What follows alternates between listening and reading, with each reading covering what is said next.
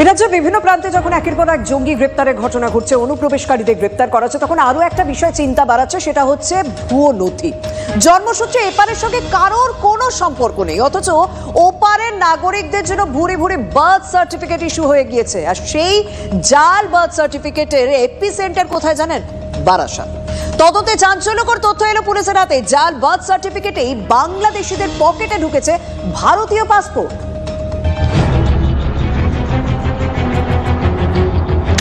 Passport জালিয়াতি কাণ্ডের পরতে পরতে চমক। পেঁয়াজের খোসার মতো খুলছে জালিয়াতির পর্দা।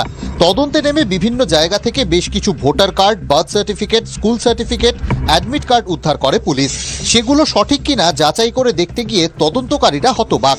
উদ্ধার হওয়া সব পরিচয়পত্রই নাকি জাল।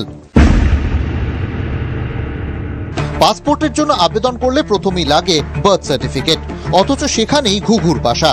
লালবাজার সূত্রে খবর, এখনো পর্যন্ত যত জাল বার্থ সার্টিফিকেট উদ্ধার হয়েছে তার মধ্যে বেশিরভাগই বারাসাতের কদম্বগাছি গ্রাম পঞ্চায়েত, গঙ্গাধরপুর, বসিরহাট এবং বারাসাত মিউনিসিপ্যালিটি থেকে ইস্যু করা।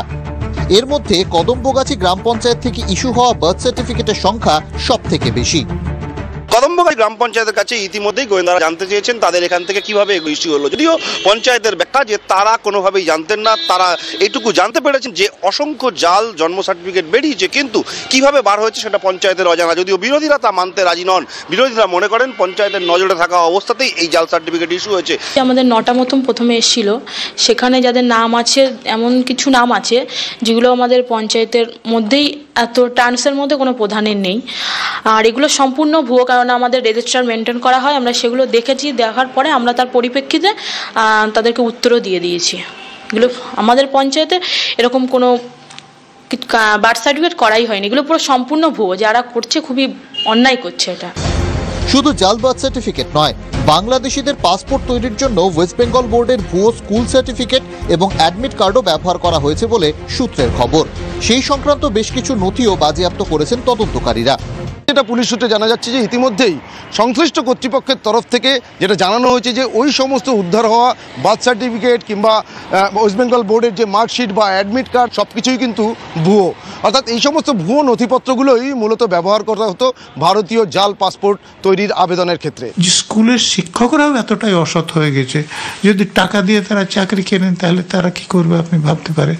প্রশাসনের উপরের দিকে দুর্নীতি থাকার ফলে এই যে সন্ত্রাসবাদী বলুন আর জঙ্গি বলুন আর নাশকতাকারী বলুন, তাদের কাজ করতে সুবিধা হচ্ছে। এদের কাজ থেকে উৎখাত করতে হলে উপরের দিকে একটু সৎ অফিসারদের বসাতে। এসব নিয়ে শাসক বা বিরোধী দুপক্ষের প্রতিক্রিয়ায় নতুনত্ব কিছু নেই। বিরোধীরা শাসককে নিশানা করে আর শাসক গা থেকে জল ঝাড়ার চেষ্টা করে।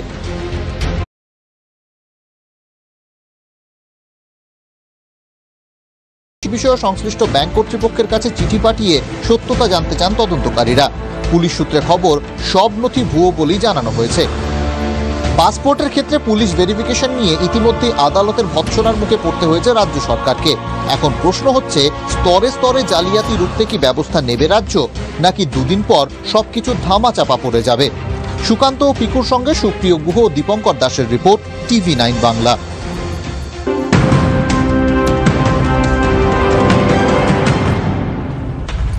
নন্দীগ্রামে তৃণমূল কর্মী খুনে গ্রেপ্তার বিজেপি নেতা। ওড়িশা থেকে বিজেপি নেতাকে গ্রেপ্তার করা হয়। 26শে ডিসেম্বর সকালে রক্তাক্ত অবস্থায় তার দেহ উদ্ধার হয়। বিজেপি নেতা চন্দন দাসকে গ্রেপ্তার করা হলো। আমার সঙ্গে রয়েছেন সহকর্মী কনিষ্ক। কনিষ্ক, কি জানা যাচ্ছে, কি খবর রয়েছে, ধৃত সম্পর্কে কি তথ্য পাওয়া যাচ্ছে? দেখো শর্মিষ্ঠা, অন্তত ডিসেম্বর মাসে 8 তারিখ যে সমবায় নির্বাচন ছিল নন্দীগ্রামে, তো তমলুক কৃষি উন্নয়ন সমিতির যে নির্বাচন ছিল সেই নির্বাচনকে কেন্দ্র করে যে অশান্তি সারাদিন হয়, তারপরে দেখা যায় যে রাত্রিবেলায় নন্দীগ্রাম 1 নম্বর ব্লকের সোনাচূড়া এলাকায় 7 নম্বর জালপাইতে তৃণমূল কর্মী বিষ্ণুপদ মণ্ডল তিনি খুন হন।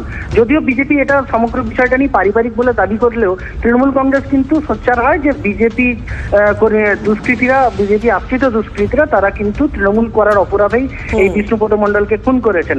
সমগ্র অভিযোগ নিয়ে একাধিক বিজেপি নেতৃত্বের নামে অভিযোগ হলেও পরবর্তীতে বেশ কিছুদিন কেটে গেলেও এখনো পর্যন্ত ধরা পড়ছিল না। যেমনটা জানো তুমি, গতকাল তুহিন বিশ্বাস ডিএসপি হেডকোয়ার্টার তিনি কিন্তু নন্দীগ্রাম থানার দায়িত্বে এসেছেন এবং দেখা যায় তারপরেই কিন্তু অতি সক্রিয়তা নন্দীগ্রাম থানার পুলিশের।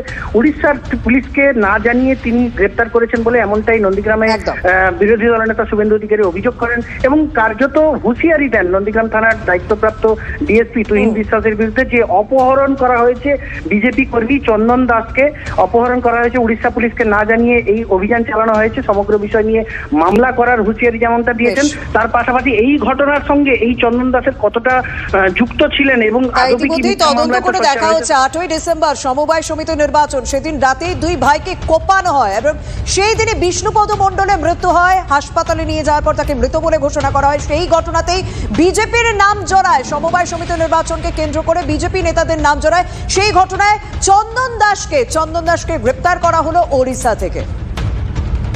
আমার ত্বক যেন কবিতা, কারণ ওর চিরসাথী।